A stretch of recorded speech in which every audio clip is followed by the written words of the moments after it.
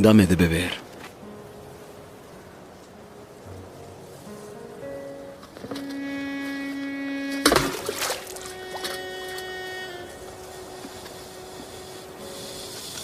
¿Cómo tú, siendo judío, me pides a mí de beber, que soy mujer de Samaria? Los judíos no tratan a los samaritanos. Si conocieses el don de Dios, ¿y quién es el que te dice, dame de beber? Tú le pedirías a Él, y Él te daría agua viva.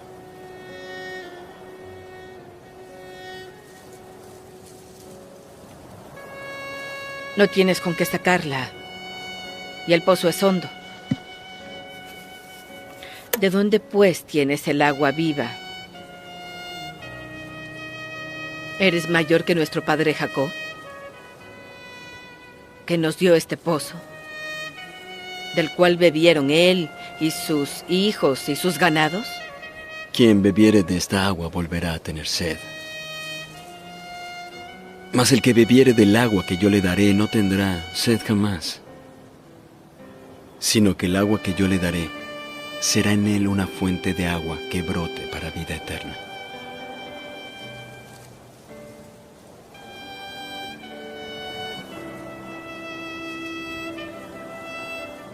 Señor, dame esa agua, para que no tenga sed ni venga acá a sacarla.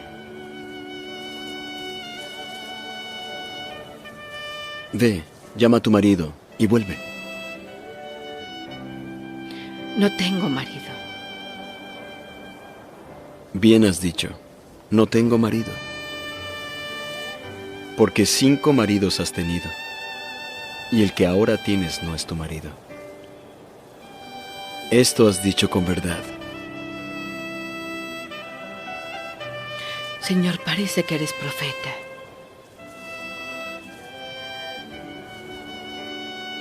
Nuestros padres adoraron en este monte, pero vosotros decís que es en Jerusalén donde se debe adorar. Mujer, créeme, que la hora viene cuando ni en este monte ni en Jerusalén adoraréis al Padre. Vosotros adoráis lo que no sabéis. Nosotros sí sabemos que la salvación viene de los judíos. Pero la hora viene, y ahora es, cuando los verdaderos adoradores adorarán al Padre en espíritu y en verdad. Porque también el Padre busca tales para que le adoren.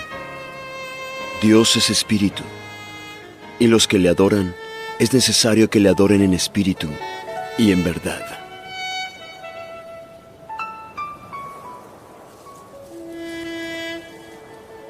Sé que el Mesías ha de venir. ¿Quién es el Cristo? Y cuando venga nos dirá todas las cosas. Yo soy Él, quien habla contigo.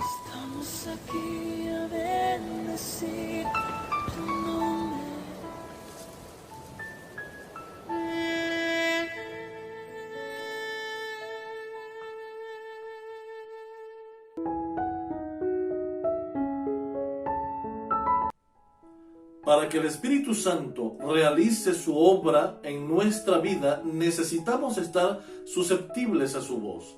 Necesitamos estar dispuestos a aceptar la voluntad de nuestro Señor.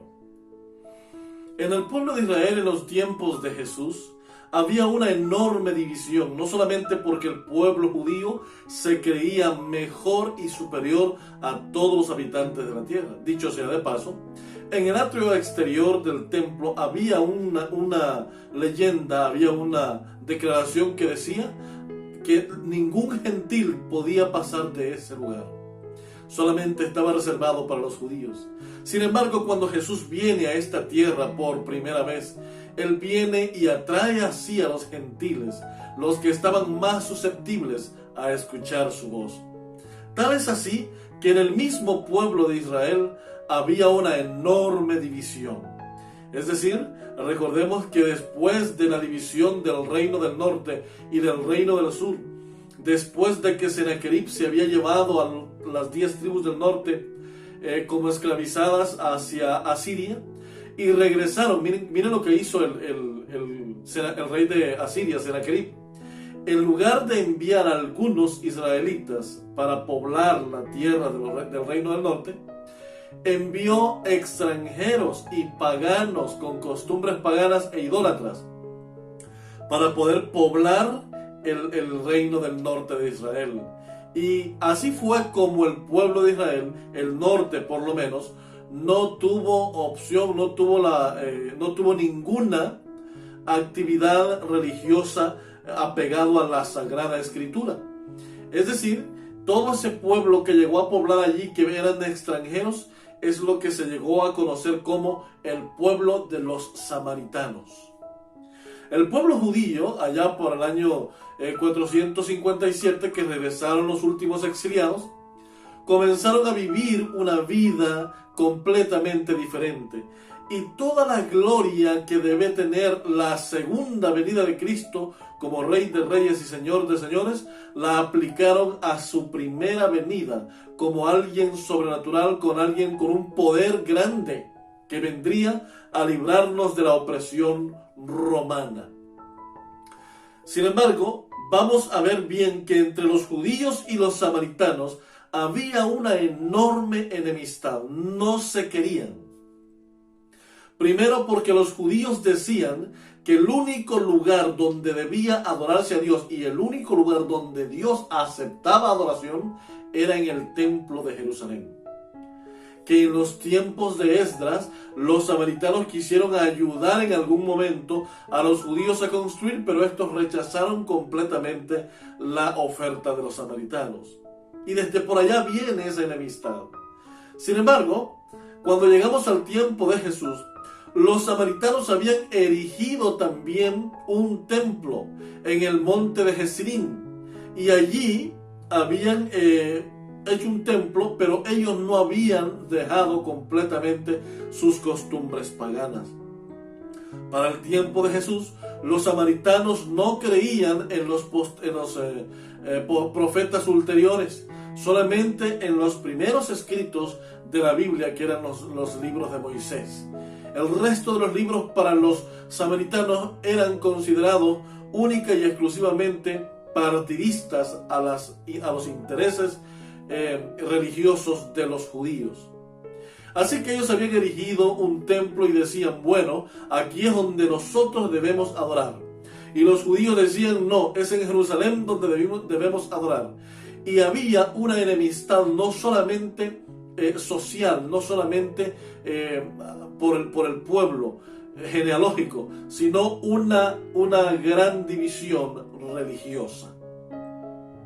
Y esto es lo que está aconteciendo en el alrededor de lo que está sucediendo cuando Jesús está en el templo y purifica el templo y después se encuentra con Nicodemo, y después de encontrarse con Nicodemo en el monte de los Olivos, él parte hacia el área de Judea, hacia el río Jordán, donde estaba en un área cercana también el Juan el Bautista, predicando y bautizando. Y mientras él está bautizando allá, Juan el Bautista, ocurre una rencilla, un problema de por qué Jesús estaba predicando y por qué sus apóstoles bautizaban. Así que Juan el Bautista, con una auténtica respuesta, él dice, es necesario que él crezca y que yo mengüe, porque yo solo era el preparador del terreno, el que vendría a preparar el camino del verdadero Mesías. Así que cuando los judíos, especialmente los fariseos, Jesús supo que ya habían conocido que él estaba en el río Jordán y que predicaba y que sus discípulos bautizaban, tomó la decisión de regresar a Galilea.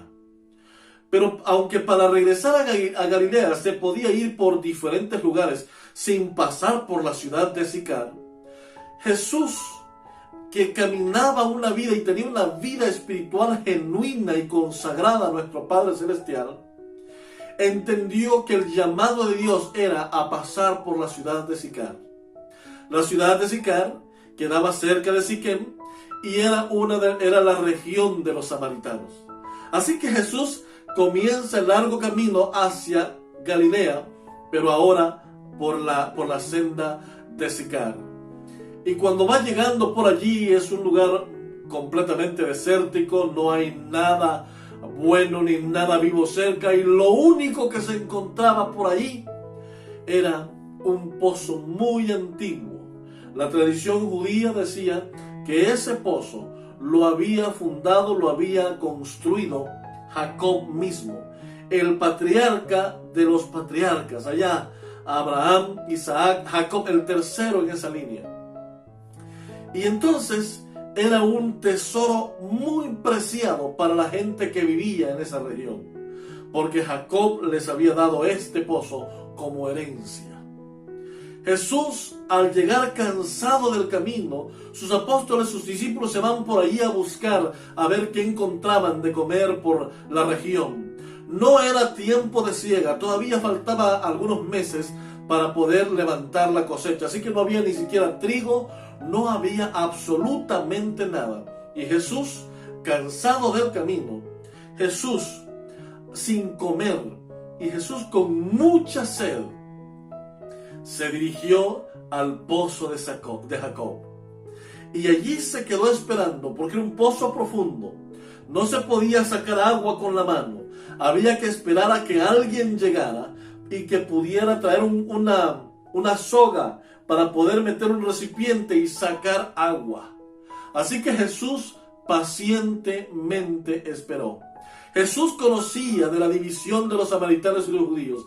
Jesús conocía de la división religiosa, pero Jesús también conocía que en el pueblo samaritano habían fieles que estaban dispuestos a escuchar el mensaje del Evangelio eterno.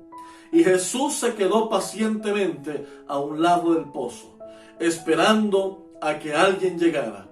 El Espíritu Santo había estado ya trabajando en la mente y el corazón de esta mujer. Esta mujer y los demás, algunos samaritanos, habían estado estudiando las profecías, habían estado estudiando las promesas de un Mesías. Y ellos decían en su cabeza, cuando venga el Mesías, nos va a explicar muchas cosas que no entendemos, inclusive de dónde es el lugar donde debemos adorar. Y con esas ideas en su mente, esta mujer tomó su cántaro, tomó su soga y su recipiente para ir al pozo de Jacob. Y cuando llega al pozo de Jacob, y aquí quiero hacer un paréntesis, en el Medio Oriente, especialmente en los países árabes, en los que también podemos contabilizar al pueblo de Israel, una de las costumbres más grandes es que cuando alguien va por en medio de los lugares desérticos y encuentra a alguien que está pasando por allí o que vive por ese lugar, lo primero que hacen las personas es correr hacia ese forastero, hacia ese extranjero y ofrecerle agua. ¿Por qué? Porque se da por hecho que la persona que viene por ahí, más allá de tener hambre, más allá de tener cualquier necesidad, la más inmediata y urgente es la de tomar agua, la de hidratar su cuerpo. Sin embargo, ni eso les estaba permitido entre los judíos y los samaritanos, ni siquiera el saludo, ni siquiera el hacerle un favor de poder salvaguardar su vida por medio del ofrecimiento de un recipiente con agua. Así que Jesús se queda en el pozo bajo este contexto de costumbres que dividían estos dos pueblos. Y Jesús se queda en el pozo esperando para que alguien llegara. Y esta mujer llegó. Cuando vio a Jesús, inmediatamente lo reconoció que era un judío. Y al ver que Jesús, siendo judío, la mujer ni siquiera le dijo buenos días o buenas tardes. Era el mediodía, el sol caía en toda su fuerza. No sé si alguna vez has pasado en los lugares donde a lo lejos parece que algo se mueve, pero tan solo es que el vapor de lo caliente que está surgiendo de la tierra está y a la vista parece que tiembla. Pues eso mismo sucedía mientras Jesús estaba allí, con sed, sudoroso y con mucha necesidad de agua. Imagínense ustedes, el creador de los océanos, el creador de las fuentes de las aguas, ahora estaba esperando siquiera por un poco de agua. Pero todo formaba parte de un plan. Todo formaba parte de la necesidad que aquella comunidad tenía. Formaba parte de la estrategia de Jesús para poder presentarle a esta mujer y a este pueblo el mensaje de su palabra. Y ahora Jesús le dice entonces, una de las cosas más importantes que debemos tomar en cuenta aquí es que siempre Jesús tomó la iniciativa. En la vida del cristiano es Jesús el que toma la iniciativa para salvarnos, no es el hombre. Muchas veces decimos nosotros, ven a Cristo Jesús o voy a ir a Cristo Jesús, pero es algo que todavía sobra, porque es Jesús el que vino a nosotros, el que vino para salvarnos. San Lucas capítulo 19 versículo 10 dice, porque el Hijo del Hombre vino a buscar y a salvar lo que se había perdido. Nosotros ni siquiera tenemos el poder, ni siquiera tenemos la capacidad en nuestra vida de poder iniciar un camino de buscar a Jesús para entregarle nuestro ser. Todo indicio de arrepentimiento y toda decisión de nuestra vida es generada a partir del trabajo del Espíritu Santo en nuestro corazón. Y es por eso que Jesús estaba allí, y cuando ve a la mujer le dice, mujer, dame de beber. Pareciera que cuando leemos esa declaración, Jesús le está haciendo un reclamo. Mujer, ¿no vas a hacer lo que todo el mundo hace cuando va pasando un extraño por el pozo? ¿No le vas a ofrecer un poco de agua? Es decir, Jesús le está diciendo, si yo no fuese judío, seguramente tú le ofrecerías agua, pero como te has dado cuenta que soy judío, no me ofreces agua. Mujer, dame un poco de agua, por favor. Y aquella mujer queda viendo a Jesús y le dice, espérate un segundo. Tú sabes muy bien que no puedo ni siquiera dirigirte la palabra, porque ustedes y nosotros no nos queremos. Ni siquiera nos saludamos. Y entonces, ¿cómo vienes tú a pedirme agua a mí, que soy samaritana? Ustedes nos consideran a nosotros como perros. Ustedes nos consideran a nosotros inferiores. ¿Cómo tú puedes venir entonces a pedirme agua? Tampoco tienes un recipiente para sacar el agua. ¿Cómo tú me estás pidiendo si ustedes nos menosprecian a nosotros?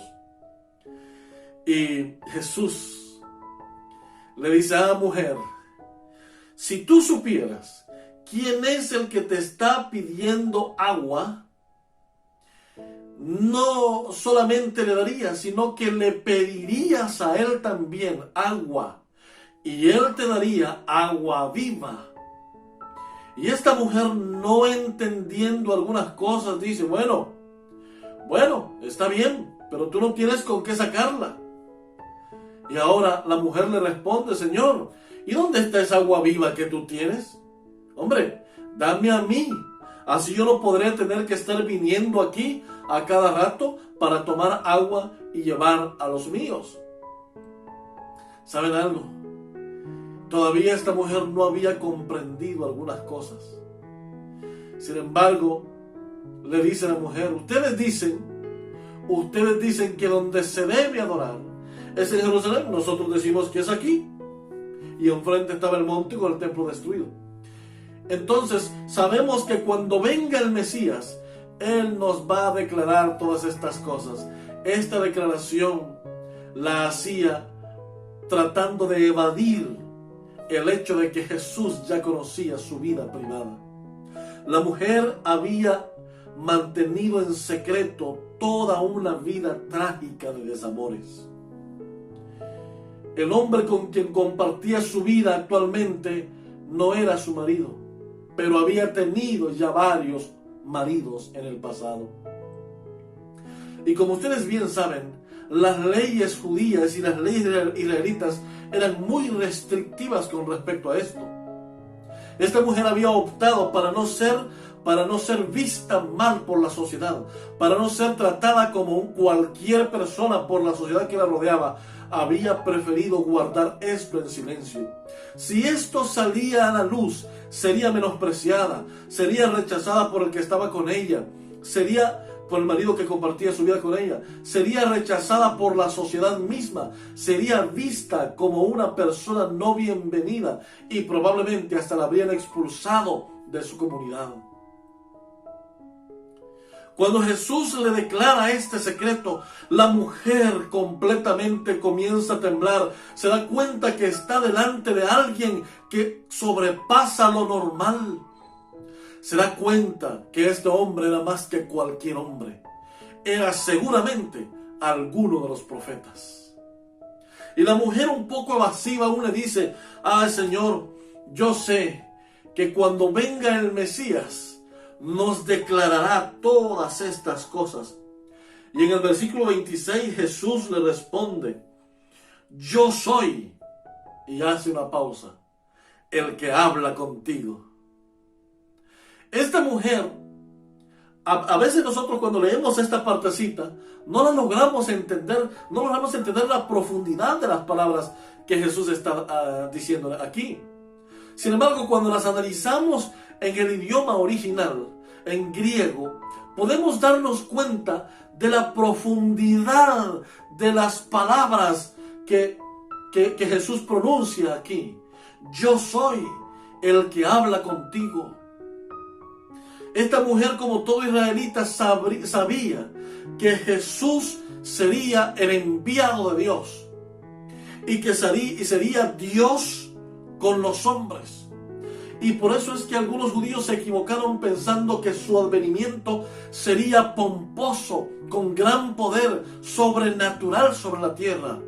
Sin embargo, nadie se imaginó que Jesús velaría su divinidad con la humanidad que había adoptado. Y ahora Jesús le responde: yo soy. La frase aquí en el griego es ego eimi, que significa yo existo o yo soy el que habla contigo. Pero esta es una referencia directa al libro de Éxodo capítulo 3 versículo 14, lo mismo que aparece en mismo Juan capítulo 8 versículo 58, donde Jesús les dice a los fariseos: antes que Abraham fuese, yo soy. O sea, yo soy el yo soy de Éxodo capítulo 3 versículo 14. Yo soy el tetragramatón. Yo soy el Dios de Abraham, Isaac y Jacob. Yo soy el Dios de dioses. Y Jesús se le presenta a esta mujer como el Mesías enviado por Dios, el que sería Dios con los hombres, el que estaría aquí mismo, Dios en su humanidad y su divinidad, misteriosamente unidas en una sola persona llamada Cristo Jesús. Y cuando esta mujer escucha las palabras de Jesús, ego eimi, yo soy, el yo soy del Antiguo Testamento es el que está hablando contigo. Esta mujer entiende que no está hablando ni siquiera con un profeta, sino con el Mesías prometido, con el Rabí prometido, con el Dios con nosotros prometido desde la antigüedad. Y esta mujer ahora abraza esta verdad con gran amor, acepta a Jesús en su corazón y se va hacia el pueblo, hacia la ciudad. En lo que la mujer se va hacia la ciudad, los apóstoles vienen y le dicen: Señor, hemos traído algo de comer aquí, así que vamos a comer. Y Jesús: no me den comida, porque hay algo que me ha quitado el hambre que traía. Hay algo que me ha quitado el cansancio que traía. Y es la oportunidad de compartir el mensaje de salvación con gente que de otra manera jamás lo habría escuchado. Y enseguida aquella mujer fue a contar al pueblo: ¿saben ustedes lo que hemos estado estudiando estos días anteriores? Les dijo la mujer a los hombres que estaban allí. Lo que hemos estudiado acerca del Mesías. El Mesías que sería enviado, el que nos explicaría todo. He estado hablando con él ahora mismo. Y estos hombres escuchan estas palabras. Sabiendo que esta mujer no les mentiría, dicen, vamos a ver.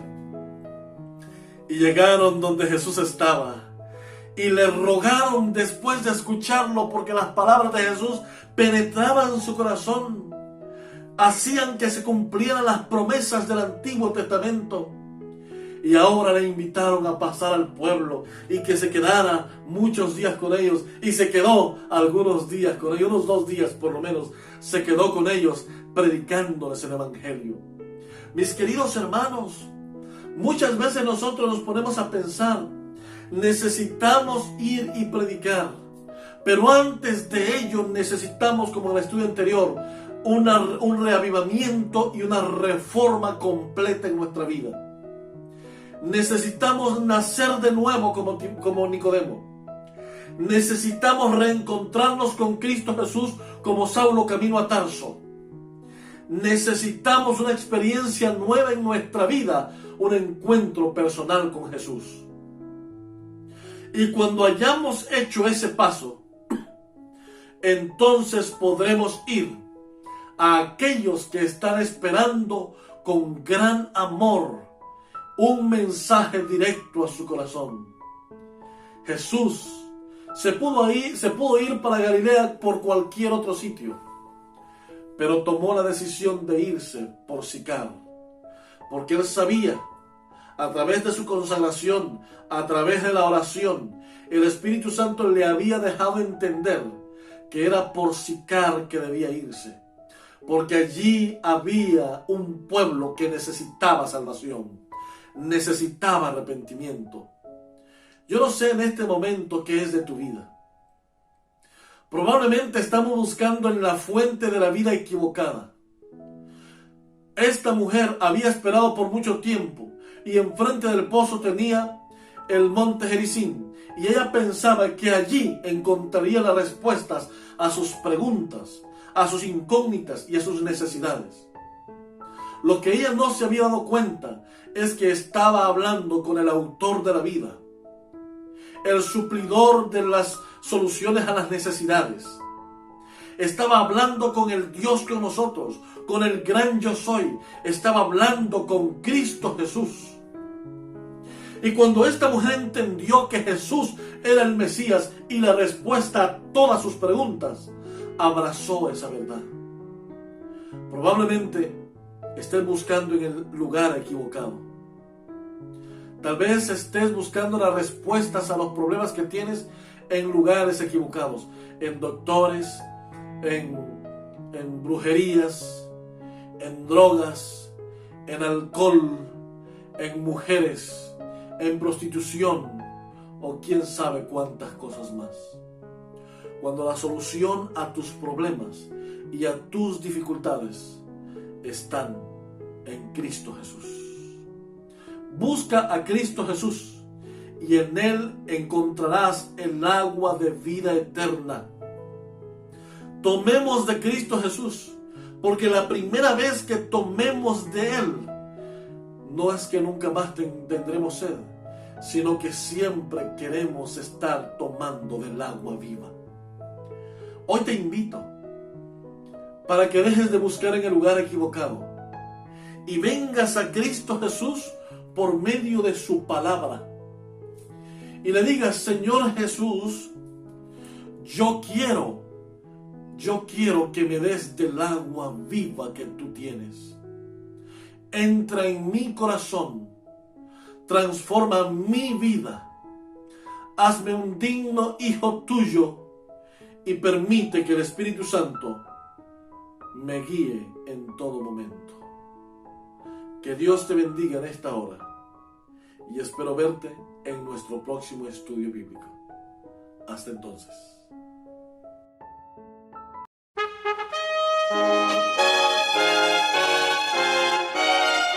Son de trompetas que anuncian la luz, Cristo muy pronto vendrá